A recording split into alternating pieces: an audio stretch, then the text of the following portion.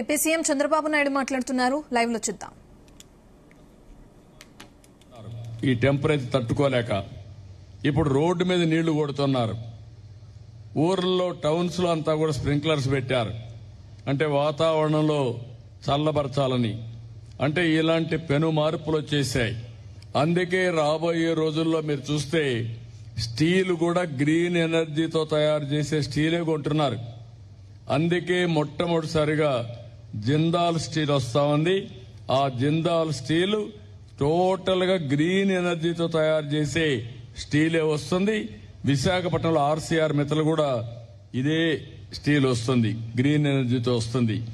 అంటే గ్రీన్ ఎనర్జీతో వస్తే వేడి తక్కువ ఉంటుంది. మీరు ఇవి గుర్తుపెట్టుకోవాలి. కాబట్టి మార్పులు వచ్చేసాయి, పెను మార్పులు వస్తున్నాయి. దానికి మన కుప్పం నాంది పలకాలని నా ఉద్దేశం. రైతు ఆనందంగా ఉండాలని నా ఉద్దేశం. ఒక పక్క ఇండస్ట్రీ వస్తుంది, టూరిజం పెరుగుతుంది, పక్కురు సేద్యం చేద్దాం, వాణిజ్య పంటలకే వెళదాం. ఇది కూడా గుర్తుపెట్టుకోండి. ఎయిర్ కండిషన్ పౌల్ట్రీ ఫామ్ ఇప్పుడే కంట్రోల్ టెంపరేచర్ ఒక క్రాప్, మిగిలిన ఒక క్రాప్ వచ్చి టమోటాకి వెళ్ళడం, ఎన్విరాన్మెంట్ కంట్రోల్ చేయడం, అది కూడా ఒకసారి మనం వర్కౌట్ చేసుకోవాలి. మదర్ డైరీ వచ్చింది. పండ్లు ఏవైతే రేట్లు బాగుంటావో పండిద్దాం, మార్కెట్ డ్రివన్ క్రాప్స్ పండిద్దాం. ఇంకొక పక్కన మీరు ఆలోచించుకోవాల్సింది డైరీ కూడా 5,12,000 లీటర్లు ఇప్పుడు ఉత్పత్తి చేస్తున్నాం. ఒకప్పుడు నన్నంతా 30 ఏళ్లకు మునుపు ఎగతాళి చేశారు. నేను ఆవులు పట్టిస్తానంటే ఈయనేదో ఆవులు పట్టిస్తానంటున్నాడు, ఇది ఎక్కడ సాధ్యం అన్నారు. ఈ రోజు ఒకే నియోజకవర్గంలో 10 లక్షల లీటర్లు పాల ఉత్పత్తి ధ్యేయంగా ఆలోచిస్తున్నా. తొందరలో సాధ్యం అవుతుంది. ఇప్పుడే ఎల్లప్ప గారు చెప్పారు, ఒకప్పుడు ఆవు దూడలు వచ్చే పేగ దూడలు వచ్చేటి కాదు. ఇప్పుడు అన్ని కూడా ఏదైతే ప్రిఫరెన్షియల్ సెక్స్ ఎంత సెమను ఉపయోగిస్తున్నాం, 80% నుంచి 90% పేగదూడలే పుడుతున్నాయి. కాబట్టి మీకు ఇంకా బాధే లేదు.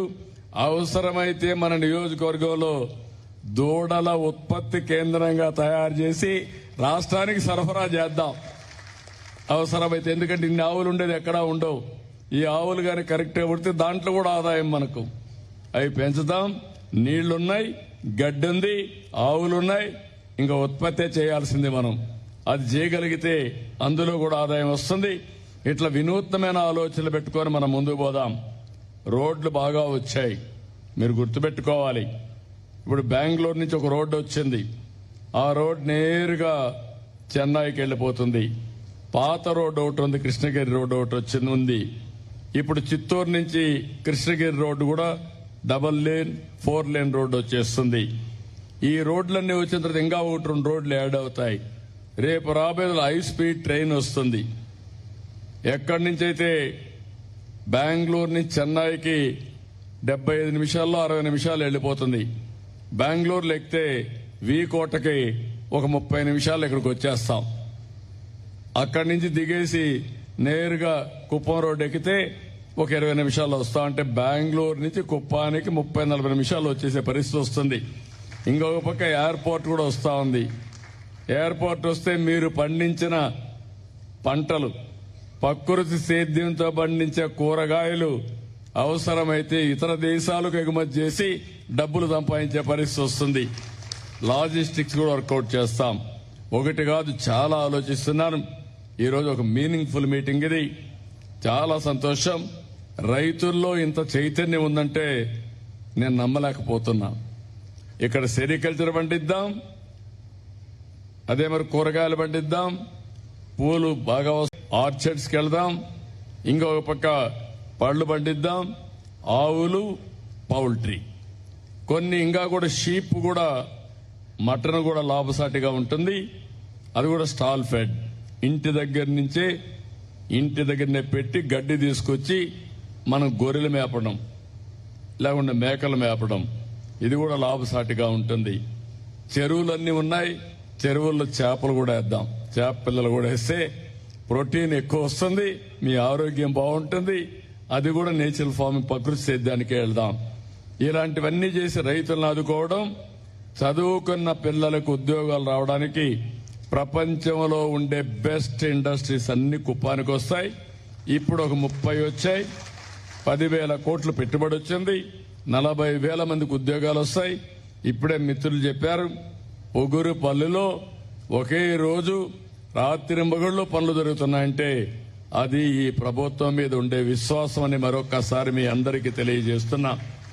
ఇవన్నీ ఒక ఎత్తైతే ఎక్కువ స్కూళ్ళు కాలేజీలు రావడం, ఎక్కువ హోటల్స్ రావడం, ఈ యొక్క చెరువులు లేకపోతే మన రివర్ ఉంది, పాలార్ రివర్ బేస్ చేసుకొని మంచి బ్యూటిఫుల్ రిసార్ట్స్ వస్తే ఇక్కడ డెస్టినేషన్ వెడ్డింగ్స్ లేకుంటే కాన్ఫరెన్సెస్ పెట్టడం, అదే మరి లీజర్ టూరిజాన్ని ప్రమోట్ చేయడం, ఇలాంటివన్నీ కూడా ప్రమోట్ చేయడానికి అవకాశం ఉంటుంది. నేను చాలా మీకు కావాల్సిన మిమ్మల్ని ఒకటే అడుగుతున్నా. ఈ రోజు నేను చెప్పేటన్నీ కూడా మీకు కలగా కనపడస్తాయి. అదేదో చెప్పేస్తున్నారు అవుతాయా అని. మీ కళ్ల ముందర మీరే చూశారు. అందరి నీవా నీళ్లు వస్తాయని ఎవ్వరూ ఊహించలేదు. శ్రీశైలం మల్లన్న నుంచి కంగుంది వరకు నీళ్లు తీసుకొచ్చి కలిపామంటే రేపు రాబోయే రోజుల్లో శ్రీశైలం మల్లన్న నుంచి తిరుపతి వెంకన్నను కూడా కలుపుతున్నాం. అంటే కళ్యాణ్ డ్యామ్ కూడా నీళ్లు తీసుకెళ్లిపోతున్నాం. ఇలాంటివన్నీ కూడా అయితే ఆ నీళ్లన్నీ కూడా నేను ఒకటే ఆలోచిస్తున్నా, కాస్ట్ ఎక్కువ, డబ్బులు ఎక్కువ. మన ఊరిలో పడిన వర్షాన్ని భూగర్భ జలాలుగా మార్చుకోకుండా సముద్రానికి పంపించి ఎక్కడి నుంచో నీళ్లు తీసుకొస్తే అది సస్టైనబుల్ మోడల్ కాదు. కరువు రాకుండా ఉండాలంటే ఇది కూడా అవసరం. నేను మొన్నే కర్ణాటకలో ఒక మీటింగ్ జరిగింది. తుంగభద్ర డ్యామ్కి గేట్స్ పెట్టే కార్యక్రమం తెలంగాణ సీఎం, నేను, కర్ణాటక సీఎం, సెంట్రల్ మినిస్టర్ అందరం కలిచాం. నేను ఒకటి ప్రపోజల్ పెట్టాను, గోదావరి కావేరి కలపాలని.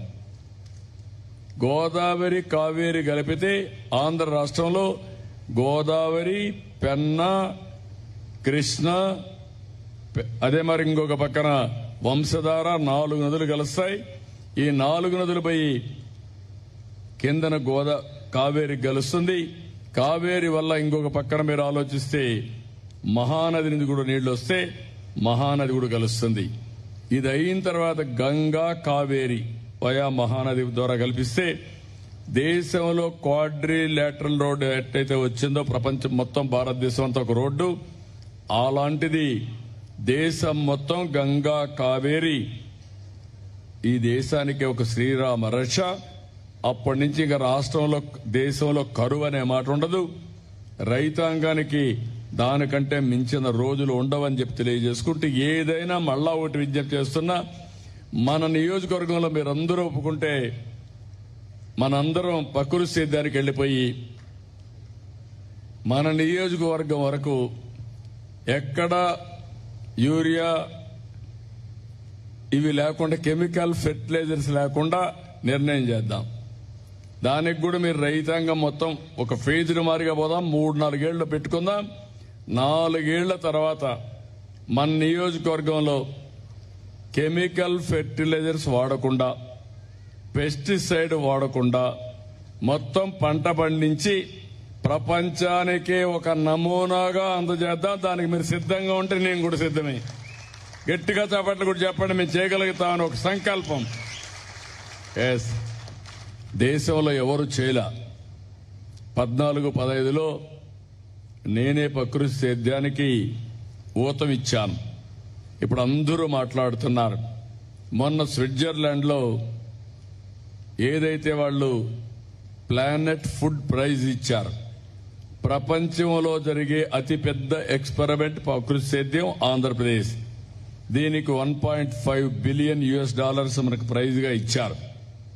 అది మన కృషికి, మనం చేసిన పనికి గుర్తింపు. కాబట్టి మిమ్మల్ని అందరినీ కోరుతున్నా, ఇప్పటి నుంచి మీలో ఒక కమిటీ కూడా వేస్తాం. ప్రకృతి సేద్యం వాళ్ళని చూసిన ఆడబిడ్డల్ని పేషతో చెప్తున్నారు, వాళ్ళ అనుభవంతో చెప్తున్నారు. ఇప్పుడు ఛాలెంజ్ చెప్పాడు, నా ఇంట్లో ఎవరికి కూడా జ్వరం లేదు, దగ్గు లేదు, తలకాయ నొప్పి లేదు, హాస్పిటల్ పోయే పని లేదని చెప్పి చాలా స్పష్టంగా చెప్పారంటే అది భవిష్యత్తు. అలాంటి భవిష్యత్తును అందించే రైతన్నలకి మరొక్కసారి మనస్ఫూర్తిగా అభినందనలు. ఈ ప్రభుత్వం కూడా మీకు అండగా ఉంది. మీరు ఒకసారి చూస్తే 20,000 రూపాయలు అటు కేంద్రం ఇటు రాష్ట్రం అన్నదాత పిఎం కిసాన్ కింద మీకు డబ్బులు ఇస్తున్నాం. 3 విడతల్లో ఇస్తున్నాం. రెండవది చిత్తూరు జిల్లాలో 2 సార్లు పోయినసారి దగ్గర 200 కోట్ల రూపాయలు మ్యాంగో రైతులకి మనం సబ్సిడీ ఇచ్చాం 4 రూపాయలు చొప్పున. ఈ సంవత్సరం మళ్ళా ఒక 200 కోట్ల రూపాయలు ఇస్తున్నాం. నాకే ఆశ్చర్యంగా ఉంది. ప్రపంచమంతా ఎట్లా మారారంటే ఒక పక్క యుద్ధం, దాని ఎఫెక్ట్ కూడా వచ్చింది. రెండోది కూడా మీరు చూస్తే వరి తినేవాళ్ళు తగ్గారు. ఇప్పుడు మ్యాంగో తాతాపూరి తినేవాళ్ళు కూడా తగ్గిపోయారు. ఓన్లీ టేబుల్ వెరైటీస్కే డిమాండ్ వచ్చే పరిస్థితి వస్తా ఉంది. షుగర్ కేన్ ఒకప్పుడు పెద్ద డిమాండ్ ఉండేది, ఇప్పుడు షుగర్ తినడం మానేశారు. అంటే ఒక్కొక్క 10 ఏళ్లకు ఆహారపు అలవాట్లు మారిపోతున్నాయి. అంటే ఆహారపు అలవాట్లు మారిపోయినప్పుడు మన ఆలోచన విధానం కూడా మారిపోవాలి. మారకపోతే మనం ఏం చేసినా బాధపడడం తప్ప ఇంకోటి ఉండదు. ఇవన్నీ కూడా చేయాల్సిన కోరుకుంటూ, నాకు కూడా చాలా మిమ్మల్ని చూసి నేను ఎప్పుడో ఒక మాట అంటా ఉంటాను. అనునిత్యం నేను విద్యార్థిని, కొత్త విషయాలు నేర్చుకుంటా, పాత విషయాలు మర్చిపోతానని చెప్తాను. ఈ రోజు మీతో మాట్లాడితే నాకు ఎక్కడ లేని హుషారు వచ్చింది, ఎక్కడ లేని శక్తి వచ్చింది, ఒక నమ్మకం వచ్చింది. అంటే నేను చేసే ప్రయోగం పట్ల నమ్మకం ఉంటే దూసుకెళ్తాం. అట్లా కాకుండా నేను చెప్తా ఉంటే మీరు డల్గా కూర్చొని ఏదో మాట్లాడుతున్నాడు మేము వింటాం, ఇది మాకేం సంబంధం లేదు అని ఆలోచిస్తే నేను నీళ్లు గారిపోతా. మళ్ళా ముందుకు పోవాలంటే హుషారు ఉండదు. అట్లా కాకుండా మీలో మార్పు వస్తా ఉంటే నాలో ఉత్సాహం పెరుగుతుంది. అధికార యంత్రాంగాన్ని హుషారు చేస్తాం. మొట్టమొదటిసారిగా మీరు చూస్తే విజయ్ కుమార్ని ఆయన మొట్టమొదటిగా ఒక సెక్రటరీగా పనిచేశాడు. నా దగ్గర పనిచేసి పెండేకంటి వెంకట సుబ్బయ్య కొడుకు. ఆయన సెంట్రల్లో మినిస్టర్ పనిచేశాడు, నంద్యాల పార్లమెంట్ మెంబర్గా ఉన్నాడు. ఆయన రిటైర్ అవుతాంటే రమ్మన్నాను, వచ్చాడు. ఏం చేస్తామని అడిగా. సార్ ఇన్నేళ్లు సర్వీస్ చేశాను, ఇంటికి పోయి రెస్ట్ తీసుకుంటానన్నాడు. నువ్వు రెస్ట్ తీసుకుంటా బానే ఉంది, నీకు పని లేకపోతే నీ బుర్ర చెడిపోతుంది, బాడీ కూడా చెడిపోతుంది, తొందరలో ముసలివాడు అయిపోతావు, ఎందుకు ఒక ఛాలెంజింగ్ జాబ్ చేయకూడదా అని అడిగాను. ఏంటి సార్ అన్నాడు. ప్రకృతి సేద్యానికి హెడ్గా ఉండు, నువ్వు చెయ్యి, నీకు కూడా మంచి పేరు వస్తే నీ ఆరోగ్యం బాగుపడుతున్నా. సార్ ఇది ఎవరింటారు సార్ అన్నాడు. నేను నడిపిస్తా, నువ్వు నడవమన్నా. ఈ రోజు ఆయనకి ఎంత ప్యాషన్తో ముందుకు పోతున్నా అంటే ఇక్కడ ఆడబిడ్డల కంటే ఎక్కువ హుషారుగా ఉన్నాడు. రిటైర్డ్ అయిన ఆఫీసర్ అంటే ఒక్కొక్కసారి దారి చూపిస్తే దూసుకెళ్తా ఉంటారు. ఆ విధంగా దూసుకెళ్లే పరిస్థితికి వచ్చాడు. ఇప్పుడు ప్రధానమంత్రి గారు కూడా ప్రతి ఒక్క మీటింగ్ లో మాట్లాడుతున్నాడు ప్రకృతి సేద్యం గురించి. తొందరలో భారతదేశానికి ఒకప్పుడు మీరు డాక్రా ఉమెన్ దేశానికి దశ దిశ నిర్దేశించారు, ఇప్పుడు కూడా చేస్తున్నారు. రెండోది ప్రకృతి సేద్యం కూడా ప్రపంచానికి ఒక దశ దిశ నిర్దేశించే పరిస్థితి ఆంధ్రప్రదేశ్ రైతులు చేయబోతున్నారు. ఇది నాకు గర్వ కారణం అని చెప్పి నేను మీకు తెలియజేస్తూ, నాకు ఇక్కడ కనపడేది ఏంటంటే మగవాళ్ల కంటే మా ఆడవాళ్లు రైతులుగా కండువా వేసుకొని మేము ప్రకృతి సేద్యం చేస్తామని చూపిస్తున్నారంటే నేను చాలా గర్వపడుతున్నా. ఇంకా అపజయమనే మాట లేదు. చదువుకున్న వాళ్ళు కూడా వచ్చి సాఫ్ట్వేర్ ఇంజనీర్లు కూడా వదిలిపెట్టి ప్రకృతి సేద్యం చేసి డబ్బులు సంపాదిస్తున్నారు. 2 విధాలు ఆనందపడుతున్నారు. ఒకటి డబ్బుది సమాజానికి మంచి చేశామని తృప్తి కూడా మిగులుతా ఉంది. Wonderful experience. All the best. అందరికి నమస్కారాలు. జై హింద్, జై తెలుగు తల్లి. ధన్యవాదములు సార్.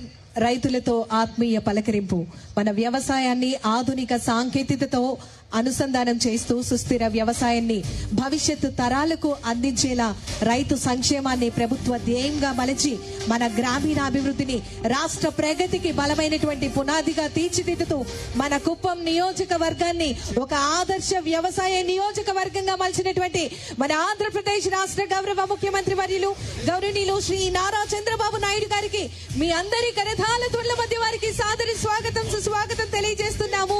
ముఖ్యంగా ఈ రోజు ఏర్పాటు చేసినటువంటి స్టాల్ కి